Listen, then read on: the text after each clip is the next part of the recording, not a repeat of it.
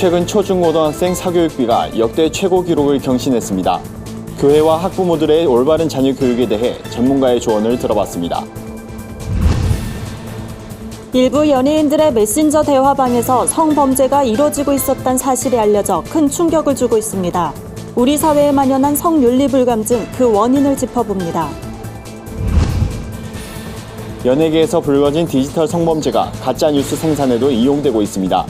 성범죄 피해자에 대한 이른바 지라시가 돌고 있는 건데 중간 유포자도 처벌 대상이 된다고 합니다. 관련 내용을 살펴봤습니다. 기독교 자살예방센터 라이프호프가 크리스천 유가족을 위한 프로그램을 마련했습니다.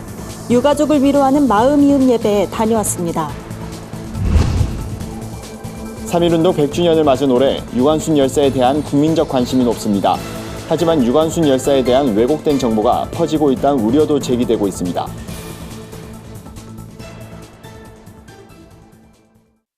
여러분 안녕하십니까? 구TV 위클리 뉴스입니다. 한 주간의 뉴스를 종합해드립니다. 최근 한 조사에 따르면 초중 고등학생의 사교육비 총액이 약 19조 5천억 원에 이르는 것으로 나타났습니다.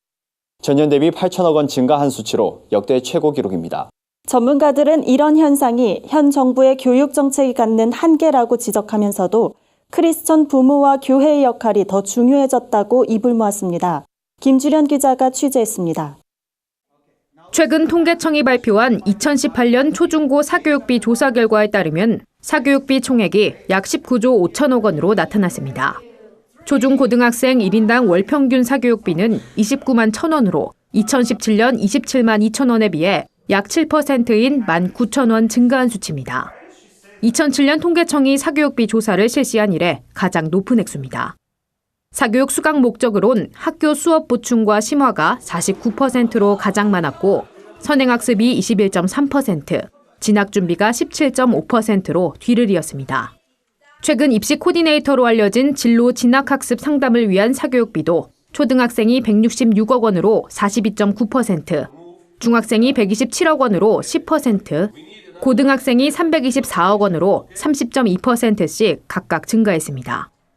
시민단체 사교육 걱정 없는 세상은 2022학년도 대입제도와 2019학년도 역대급 불수능, 미온적인 고교체제 개선 등 현 정부가 펼친 교육 정책마다 심각한 사교육 유발 요인을 안고 있었다며 이번 결과는 인재이자 대참사라고 평가했습니다. 입시 사교육 바로 세우기 기독교 운동 박상진 대표는 교회와 크리스천 부모들이 사교육에 종속되어 돌아가는 것도 문제라고 지적했습니다. 스스로 의지를 갖고 목적을 설정하고 스스로 공부하는 것이 제일 중요한 어떤 그 교육의 기본적인 태도임에도 불구하고 그게 형성되지 못하도록 하는 교육에 지금 자녀들을 내몰고 있는 거거든요. 정말로 영혼의 관점에서 볼 때 진짜 성공적인 자녀 교육이 바로 우리가 추구해야 될 자녀 교육이거든요. 또 학부모들의 성경적 자녀 교육관을 위해 교회의 역할도 중요하다고 강조했습니다. 그래서 부모를 세워서 그 부모가 가정에서 자녀를 믿음으로 양육할 수 있는 부모를 세우는 게 목회의 핵심이다. 부모가 교회는 다니지만 자녀 교육이 세속적이니까 그냥 세속 교육을 받는 셈이거든요. 교회에 다니는 부모가 아니라 진짜 진정한 크리스찬 부모가 되도록 하는 게 교회의 사명이겠구나. 박 대표는 마지막으로 교회와 학부모들이 자녀들을 사교육에 내맡기는 것이 아닌 하나님 나라 일꾼으로 성장할 수 있도록 책임적인 역할을 고민해 주길 바란다고 덧붙였습니다. 구TV 뉴스 김주련입니다. 일명 버닝썬 사태로 불거진 연예인들의 메신저 대화방 성범죄가 사회적 논란이 되고 있습니다. 인기 연예인들의 이 같은 행동은 청소년들에게도 영향을 미칠 수 있어 주의가 요구되는데요. 우리 사회 윤리를 파괴하는 성불감증 문제, 우리 스스로 되돌아볼 필요가 있어 보입니다. 관련 내용을 오영근 앵커가 살펴봤습니다. 최근 성범죄가 우리 사회를 강타하고 있습니다. 이제는 국민 누구나 알만한 버닝썬 사태로 촉발된 우리 사회의 심각한 성불감증은 그저 예방해야 된다는 말만 무성한 듯 날이 갈수록 심각해지고 있는 상황입니다. 유명 연예인의 이른바 성관계 몰카 영상 유포로 연예계와 사회가 발칵 뒤집힌 가운데 전 공직자의 성접대 의혹, 모텔 생중계 등 사건을 일일이 셀 수도 없을 지경입니다. 이러한 성에 관한 사회 병리적 현상에 대해선 세 가지 관점에서 분석됩니다. 19세기 말 인간의 즉흥적인 감정적 판단을 진리로 인식하고 순간 일어난 충동은 의지로 통제할 수 없으며 반드시 충족시켜야 된다는 이론이 유행했습니다. 이런 사회적 분위기가 현재의 일반적인 사회 현상으로 이어진 것이 대표적 원인으로 꼽힙니다. 우리 사회의 전반적인 탈규범화를 우리가 얘기할 수 있습니다.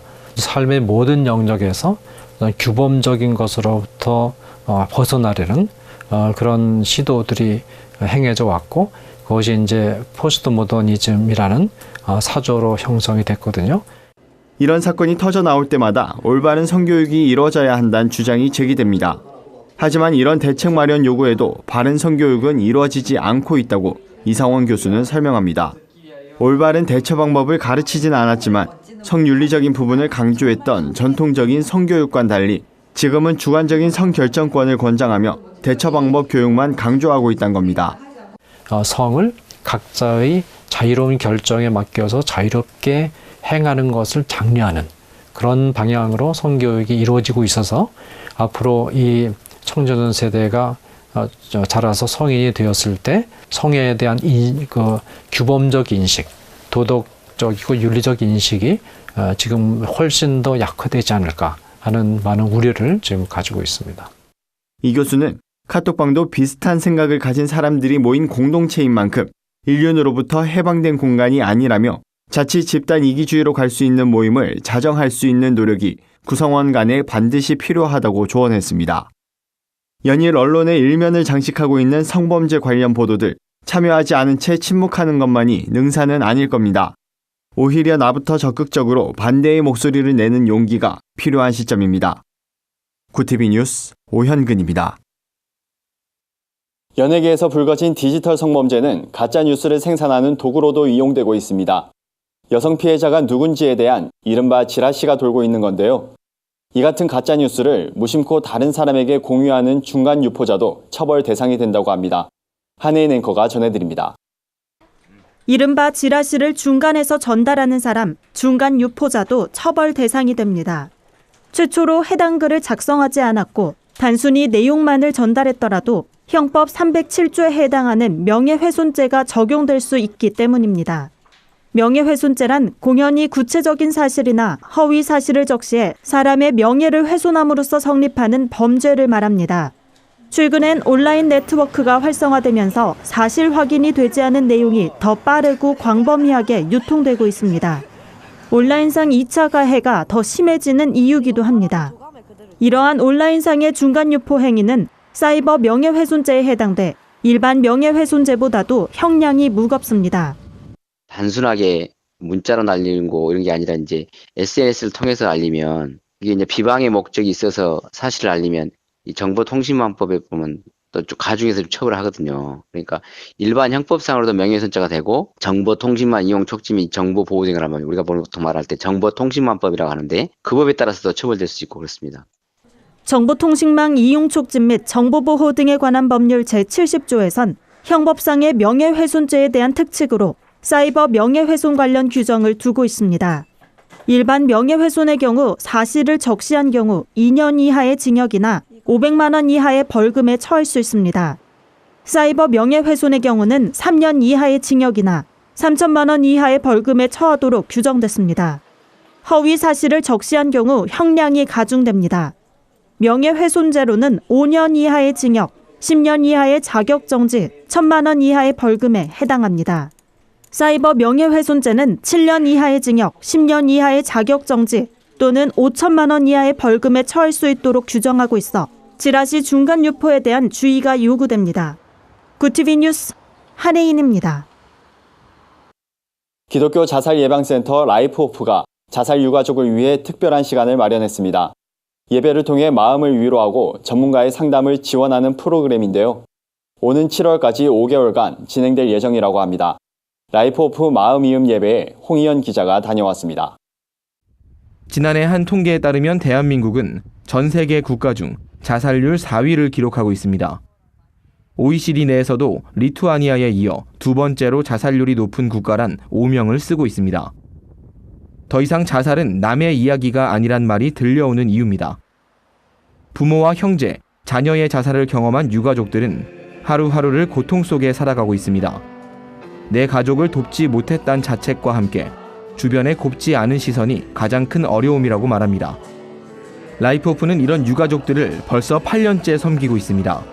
올 상반기 프로그램으로 마련한 예배와 상담은 이들의 마음 깊이 자리 잡은 상처를 치유하는 사역입니다. 실제로 그런 자살 유가족들이 가지는 그런 심리적인 어려움들 또 여러 가지를 좀 복음으로 때로는 좀 전문가들과 함께 나누려고 여러 가지 좀 전문가들을 모시고 진행을 하고 있습니다. 프로그램의 시작을 알린 3월 마음이음 예배엔 10명 남짓한 유가족들이 모였습니다. 이들은 예배를 통해 예수 그리스도의 사랑을 느끼며 안식을 누리기 위해 교회를 찾았습니다.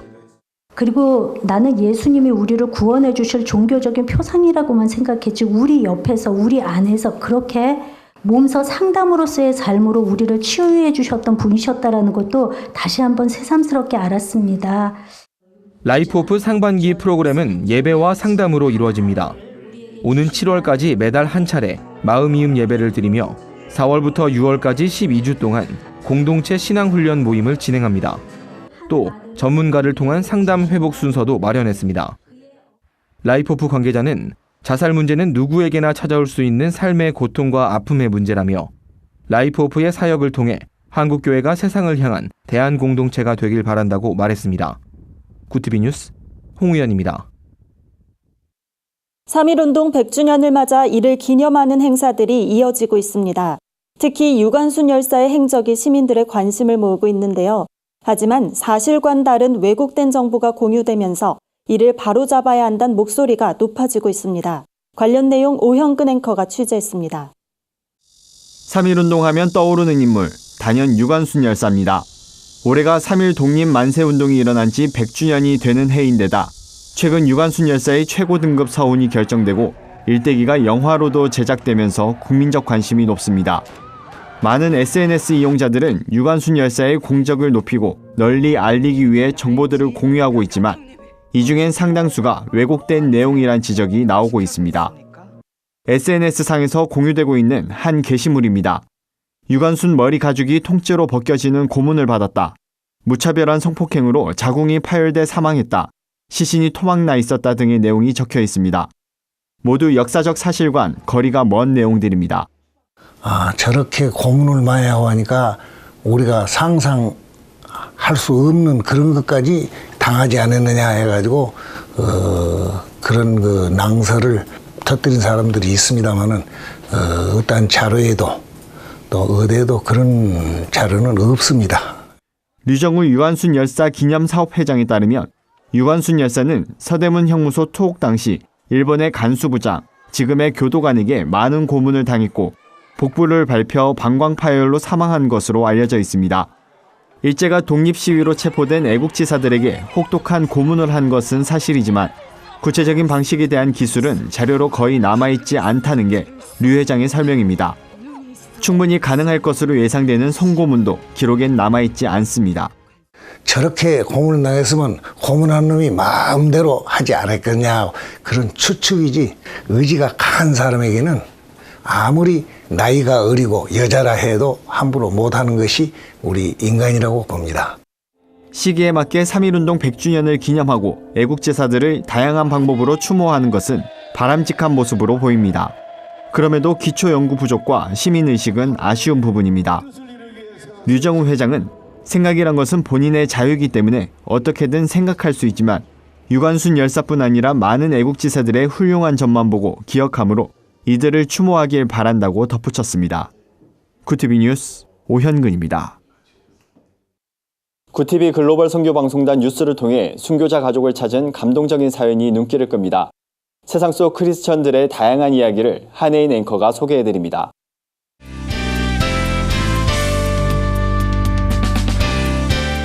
네포난의 교회입니다.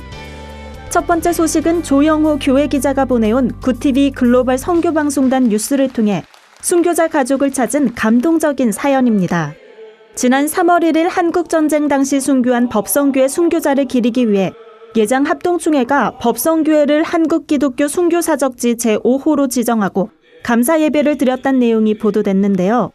이 방송을 본 김종인 목사의 유가족들은 법성교회와 연락이 닿았고 교회는 김 목사의 딸 김덕화 권사를 비롯한 순교자 가족들을 교회로 초청해 간증 집회를 열었습니다.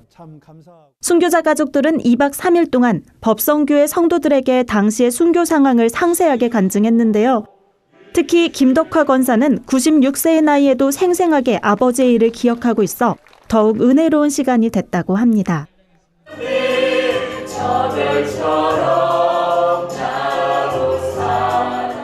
다음 소식입니다. 물질적으로는 풍요로워도 영적으로는 지친 현대인들을 위로하는 뮤지컬 스타라이트 스토리가 4월 앵콜 공연으로 관객들을 찾아옵니다. 뮤지컬은 각양각색의 삶을 살아가는 등장인물들의 이야기를 옴니버스 형식으로 풀어냈는데요.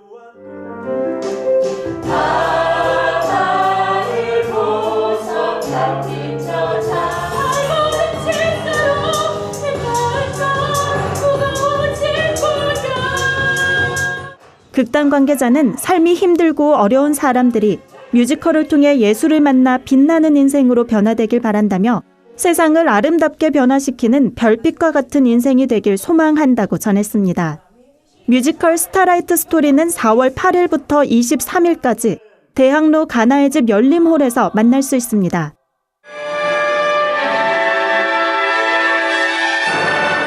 마지막 소식은 글로벌 선교방송단 최생금 교회 기자가 보내왔습니다. GK 광명 오페라단이 광명 시민회관 대공연장에서 청울아트 컴퍼니를 초청해 제24회 브런치 콘서트를 개최했습니다. 무료로 진행된 이번 콘서트에선 코리아 오페라 필하모닉 오케스트라와 광명 청소년 교향악단의 협연이 눈길을 끌었는데요. 지휘는 송영주 지휘자가 맡았습니다. 1부는 봄을 알리는 우리의 가곡과 웅장한 오페라곡으로 2부는 3.1운동 100주년을 맞아 나라 사랑을 표현한 성악가들의 아름다운 화음으로 꾸며졌습니다.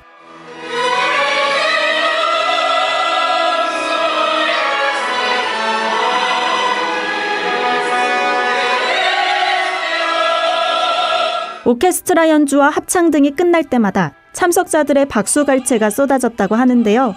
박은정 단장은 광명 오페라단에서 GK 광명 오페라단으로 명칭을 바꾸고 처음으로 연 음악회에 참석해주신 모든 분들에게 감사하다고 인사를 전했습니다. 내 폰 안의 교회는 시청자 여러분의 제보를 기다리고 있습니다. 함께 나누고 싶은 영상이 있다면 전화나 이메일로 참여해 주시기 바랍니다. 구티비가 국내외 각지에서 활동하며 선한 소식을 발굴하는 글로벌 선교방송단 9기 위촉식을 진행했습니다. 성도의 소그룹 제자화를 통해 건강한 교회 부흥을 도모하는 제7회 한국 셀교회 컨퍼런스가 열렸습니다. 한 주간 분야별 주요 뉴스를 홍의연 기자와 김주련 기자가 전해드립니다.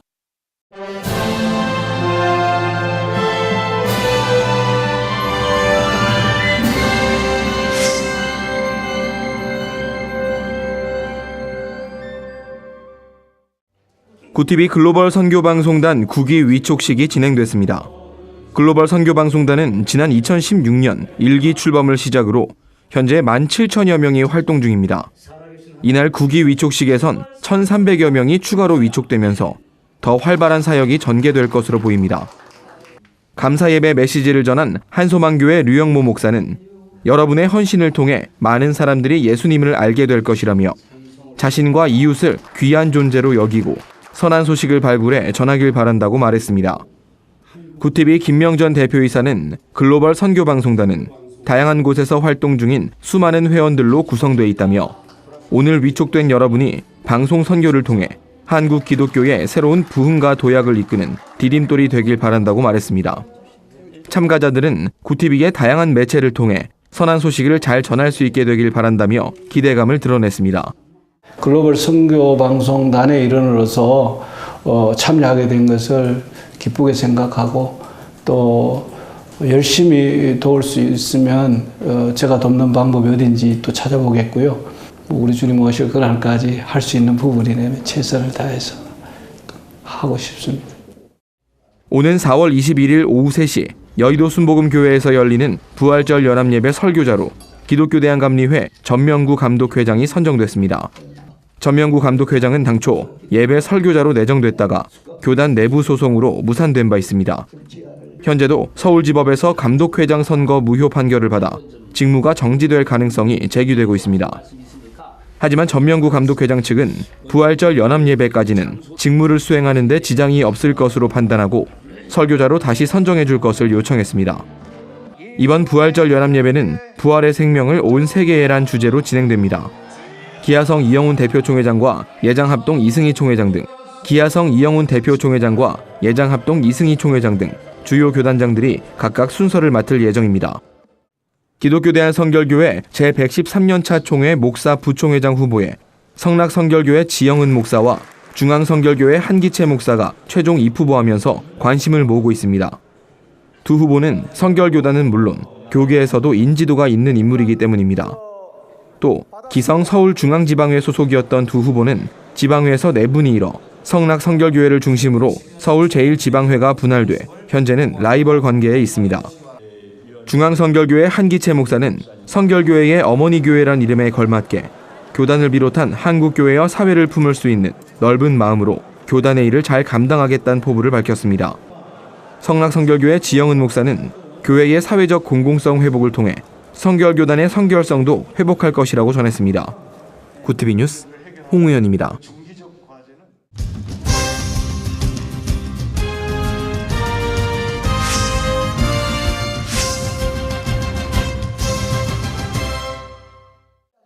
성도의 소그룹 제자화를 통해 건강한 교회 부흥을 도모하는 제7회 한국셀교회 컨퍼런스가 열렸습니다. 이번 컨퍼런스에선 예수마을 셀교회 박영 목사가 주강사로 나서 실제적인 셀교회 모델을 제시하는 시간이 이어졌습니다. 박영 목사는 셀교회는 사도행전에 나타난 초대교회를 지향하는 본질적 교회 모습이라며 영적으로 지쳐있는 사람들이 셀그룹 안에서 말씀을 나눌 때 치유와 회복의 역사를 경험하게 될 것이라고 강조했습니다. 이번 컨퍼런스에선 셀교회의 가치와 비전, 셀교회의 실제적 모델, 셀목회의 노하우가 공개됐습니다. 참석한 목회자와 성도들은 한국교회 제2의 부흥을 위한 셀교회 모델을 직접 보고 배우며 새로운 사역을 꿈꾸는 모습이었습니다. 박영 목사는 규모가 작은 교회라도 아름다운 셀교회를 세울 수 있다며 많은 성도들이 교회를 떠나가는 이 시대에 셀교회야말로 건강한 부흥을 이루는 방법이라고 권면했습니다. 국제구호개발 NGO 기아대책이 고난주간과 부활절을 맞아 오래된 기도란 주제로 북한 지원 캠페인을 전개합니다. 기아대책은 굶주림을 겪고 있는 북한 주민들의 기도를 기억하고 공감하자는 취지로 캠페인을 기획했다며 캠페인을 통해 모금된 후원금은 북한의 보육원과 산골학교 아동 5만여 명의 식량 지원을 위해 사용될 예정이라고 밝혔습니다. 또 한국교회가 적극 동참할 수 있도록 고난주간에 활용할 수 있는 북한을 위한 기도 노트도 제공됩니다. 기아대책 유원식 회장은 북한 주민의 절반 가까이가 영양실조 상태이고 아동 5명 중 1명은 발육부진을 겪고 있다며 한국교회가 고난주간 동안 예수님의 고난을 기억하며 기도와 후원으로 동참해달라고 밝혔습니다. 구티비 뉴스 김주련입니다. 구티비 글로벌 선교방송단 교회 기자들이 취재한 전국교회 소식 전해드립니다. 대한예수교장로회 합동 광주 전남지역노회의 봄 정기노회가 시작됐습니다. 무안노회와 목포 서노회를 시작으로 각 노회는 새 임원단을 꾸리고 회무를 처리할 계획입니다. 노회가 진행된 무안노회에선 청계 중앙교회 이용동 목사를, 목포 서노회는 상리교회 홍석기 목사를 신임 노회장으로 선임했습니다. 대한민국 국가조찬기도회 호남지역 정기조찬기도회가 진행됐습니다. 말씀을 전한 김정렬 목사는 영적 교만에 빠져 내가 의롭다고 생각하거나 남을 판단하지 말라며 성령님의 칭찬을 받는 믿음의 사람들이 되자고 말했습니다. 대한민국 국가조찬기도회 호남지역 김기수 회장은 상대를 비난하기보단 긍정적인 마음으로 예수님을 따르는 사람들이 되자고 전했습니다. 한 주간 해외 주요 뉴스를 정리해드립니다. 마이크 폼페이오 미 국무장관이 낙태를 홍보하거나 시술을 제공하는 외국 단체에 대한 지원을 금지하는 이른바 멕시코시티 정책을 확대하겠다고 밝혔습니다. 이에 따라 계속해서 기금을 받고자 하는 단체들은 가족 계획의 한 방편으로 낙태 시술이나 이를 장려하지 않는다는 것을 증명해야 합니다. 이 제도는 원래 시행됐던 것을 빌 클린턴 전 대통령이 폐지했다가 트럼프 행정부 들어 다시 부활했습니다. 아프가니스탄에서 여성이 처음으로 현지 최고 인기 오디션 프로그램에서 우승해 화제를 모으고 있습니다. 여성의 외부 활동이 엄격하고 이슬람 보수 문화가 강한 아프간에서 이 같은 일은 매우 이례적입니다. 오디션 프로그램인 아프간스타 시즌 14에서 여성 자라 엘람이 뛰어난 가창력으로 우승 트로피를 들어올리자 SNS에선 축하글이 쏟아졌습니다. 미국 대형 만화 회사인 DC 코믹스에서 신성 모독 논란이 일어 발간을 취소한 만화 세컨드 커밍을 아오이 코믹스가 올여름 출판할 것이라고 밝혔습니다. 세컨드 커밍은 만화 속 예수 캐릭터가 슈퍼히어로에게 어떻게 진정한 메시아가 될 수 있는지를 배우고자 다시 지구로 돌아온다는 내용을 담고 있습니다. 아오이 코믹스가 올여름 세컨드 커밍을 6부작으로 출판한다고 밝혀 다시 논란이 일 것으로 보입니다. 영국의 유럽연합 탈퇴, 이른바 브렉시트가 혼선을 빚고 있습니다. 영국의 수도 런던에서 유럽연합 탈퇴 반대와 제2국민투표를 요구하는 대규모 집회가 열린 겁니다. 약 100만 명 이상의 시민들이 참여한 이번 집회는 영국 역사상 최대 규모 집회 중 하나로 꼽혔는데요. 유럽연합과 영국은 영국 의회가 브렉시트 합의문을 승인할 경우 5월 22일 영국이 유럽연합을 탈퇴하는 것으로 합의했습니다. 이상으로 뉴스를 마칩니다. 구TV 위클리 뉴스는 인터넷 신문 데일리 굿뉴스를 통해서도 보실 수 있습니다. 시청해주신 여러분 고맙습니다.